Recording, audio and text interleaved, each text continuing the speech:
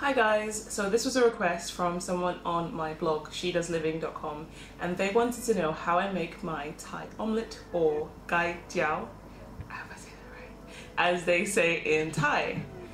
You'll be surprised to know that there are two different ways of making it. It takes 2 ingredients and just takes about 2 minutes. Let me show you how. Okay, so for this first method, this is the method actually that I prefer. You're going to need a regular frying pan.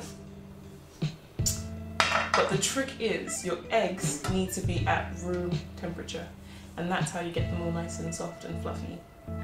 I'm using some oil, but you'll see that it's less oil than the traditional Thai method.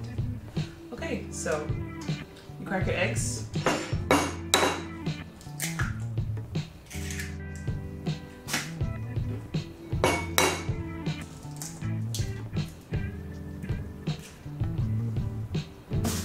And you add in about a teaspoon of fish sauce. If you don't like fish sauce, you can replace it with soy sauce or oyster sauce, just something that's salty but not salt.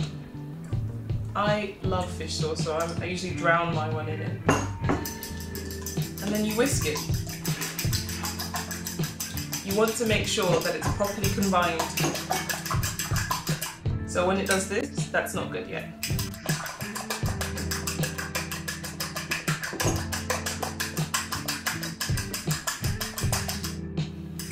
That's much better. Your eggs have to be really, really combined.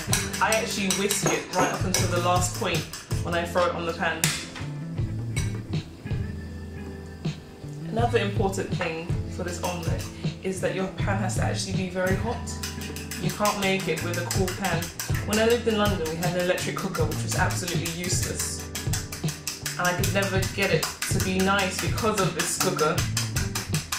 So yeah, it's really frothy, everything's really combined together, and that's what you want to throw in. I'm adding about 3 teaspoons of oil.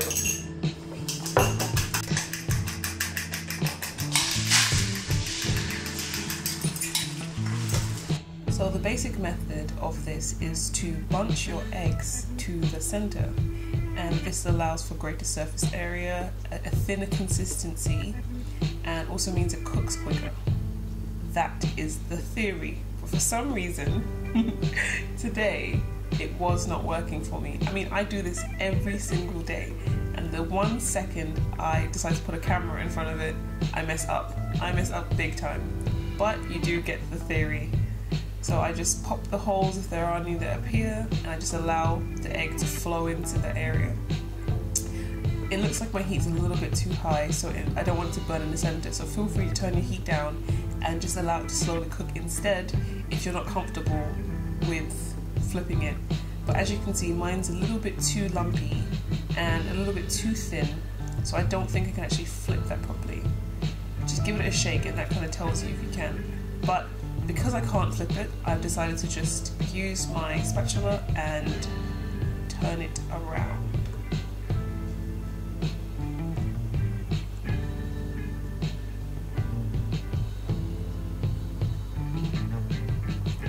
It doesn't matter if you break it a little bit, you can just, cook it slower, and it doesn't really impact on the flavour. You would rather have it not a perfect circle than it being uncooked or just simply overcooked. I think that's even worse, because it actually starts to taste it burnt really quickly because of the fact it's got fish sauce inside it. Anyways, normally this step is you just cook it on the other side for a couple of seconds, but because my one was broken, you can see there's still some raw egg on top. And to combat this, I finally flip it, finally, and just cook it on the other side again for a couple of seconds. And that's how it is. So the next method uses either a very deep pan or a wok. And the difference is that this method, the egg comes out a lot more bubbly and crispy in more areas. However, this is a lot more oil than I would ever feel comfortable using for just 2 eggs. It's too much. But this is the traditional Thai method that you can get on the street from vendors. So you take your 2 eggs again. And remember to always keep them at room temperature.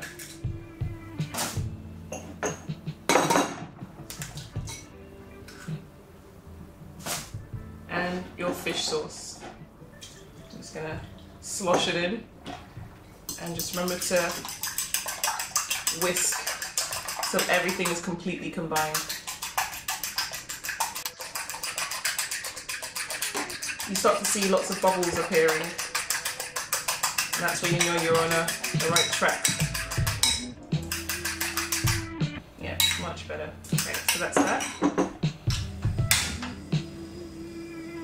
And I'm using pretty much this bowl full of oil.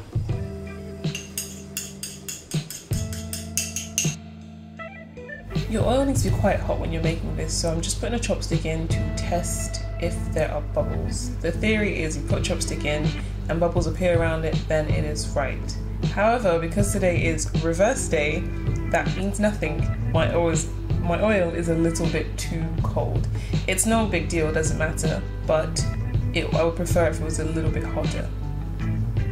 As you can see, there are lots of bubbles appearing, and it's basically growing in size compared to the other one I made.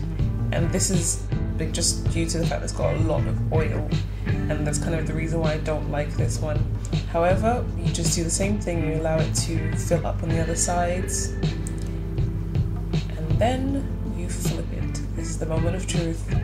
Dum dum dum dum dum dum dum dum dum dum dum. Okay, let's see how I do.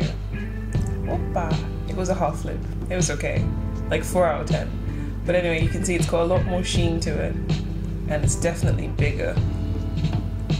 And this doesn't need to cook as long as well because of all the air.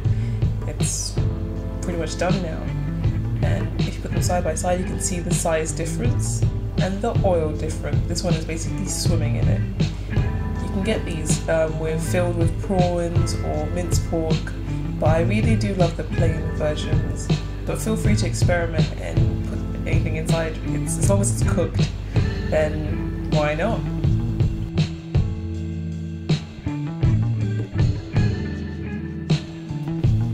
You can have it with rice, as like a side dish with food.